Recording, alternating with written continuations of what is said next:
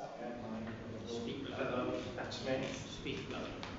My dissertation is about MBLT and CLT. It's a comparative study in the field of ESL.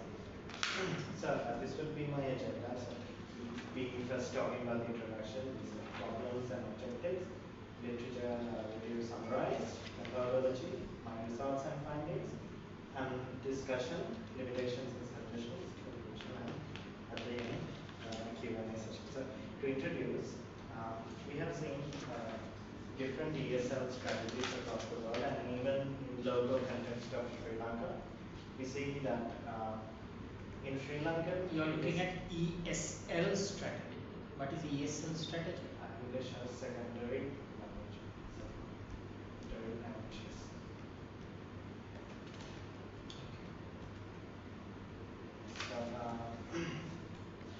So especially in our primary schooling, we don't exactly have formal English teaching for first and second, and so we use different teaching strategies to improve student engagement, especially in the primary level of school. So MBLT means movement-based language teaching, and it encourages learning through physical actions and activities, highly beneficial for primary settings. So, and it also improves motor skills of children, so that's what Clay says.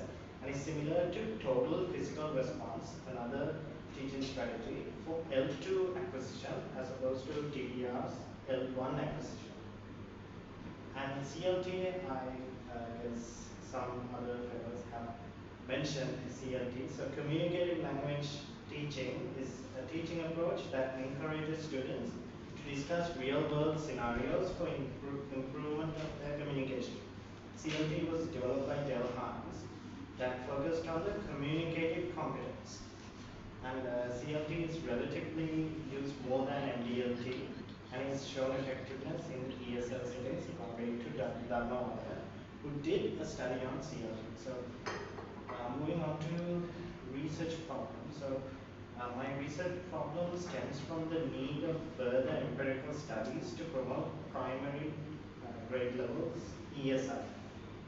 So in Rutland, my college said that in the primary setting, I didn't know about this, but in grades 1 and 2, when I went to the school to teach, they already have implemented ABOE, that is activity-based oral English.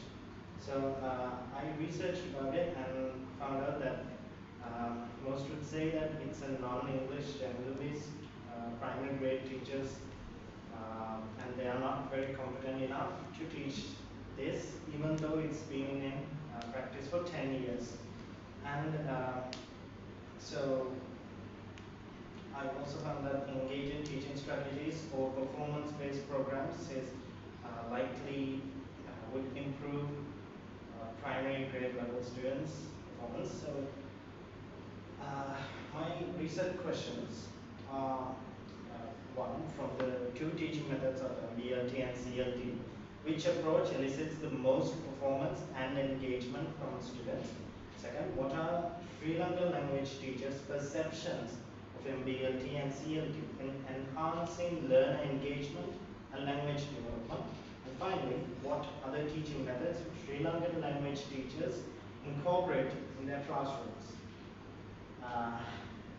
Likewise, my research objectives are to find which of the two teaching methods produce the most performance from students, to find what Sri Lankan language teachers perceive of the two strategies in enhancing learner engagement and language development, and to obtain other teaching methods that Sri Lankan language teachers incorporate in their classrooms. So I have hypothesis model. So it's alternative hypothesis and null hypothesis. So my hypothesis is students taught with MBLT will outperform students taught with CLT in a specific Sri Lankan public primary school setting. To summarize my literature review, so there are foreign studies and local studies I have gone through. In foreign studies, a number of research and studies have shown the improvement of learner encouragement, engagement and performance. Both MBLT and CLT are examined in higher grade settings. And unfortunately, limited studies in the primary and or elementary settings. And most of these applications for primary are discussed only through theory. And in the local setting, there's very limited research online regarding the two teaching methods. However, there's a prevalence of the application of CLT than MBLT.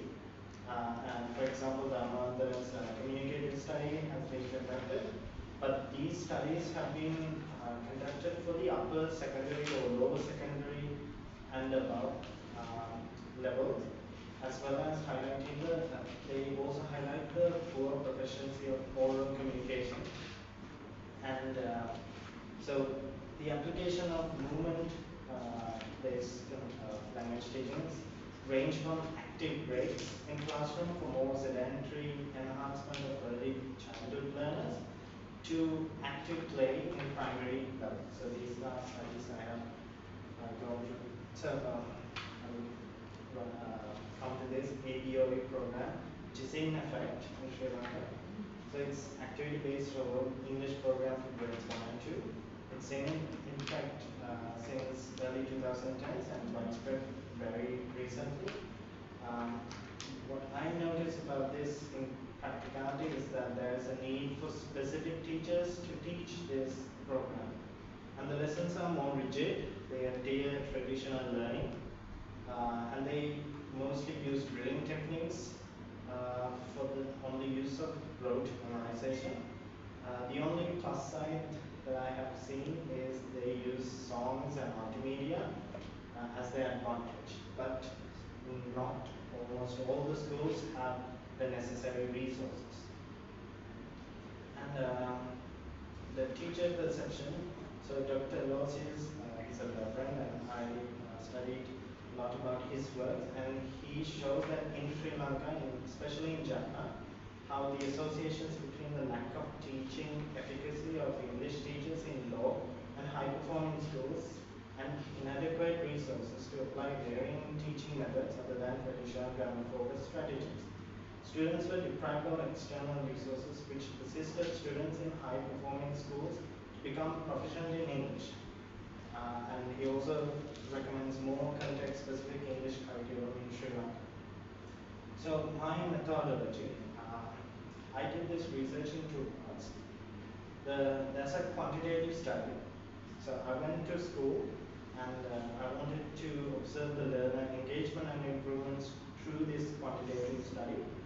I selected the second grade level and two classrooms from that level, and there were 30 students per class, so there were 60 students total.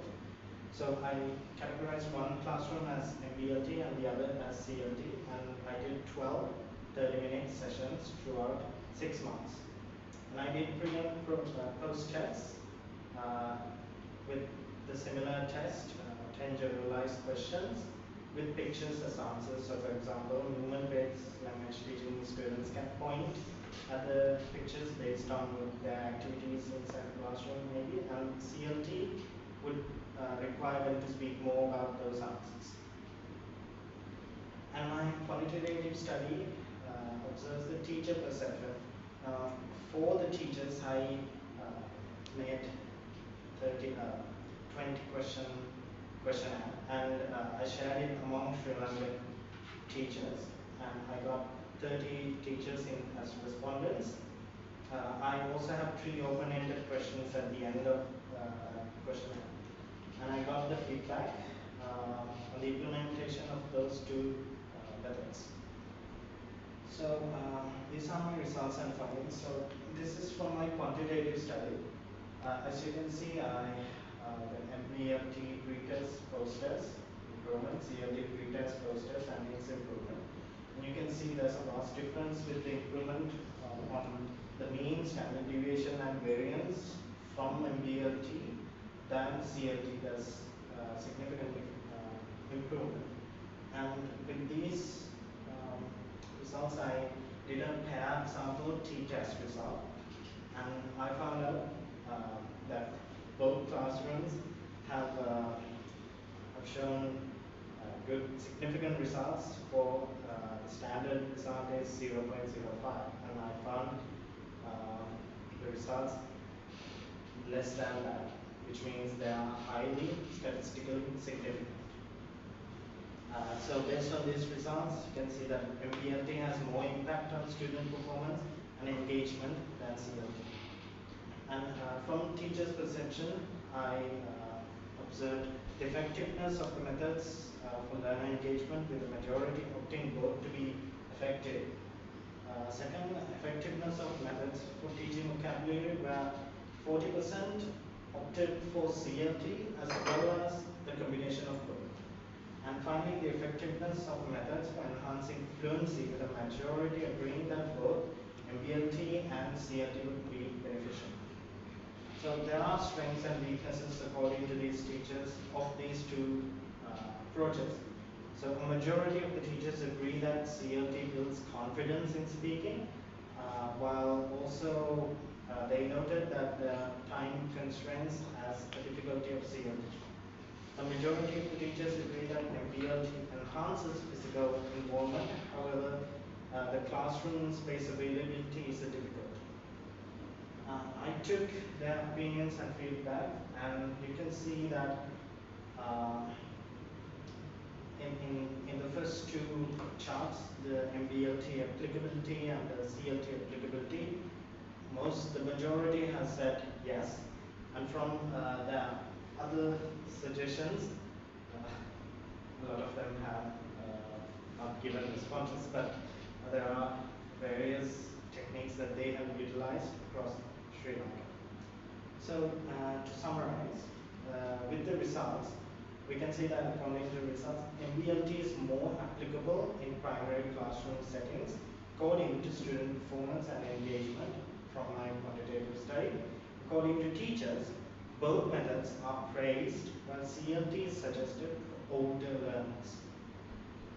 And we are coming back to my hypothesis. So according to the results of the quantitative study, the hypothesis: students taught with MPLT will outperform students taught with CLT in a specific Sri Lanka. Which is hypothesis about number one. What is that?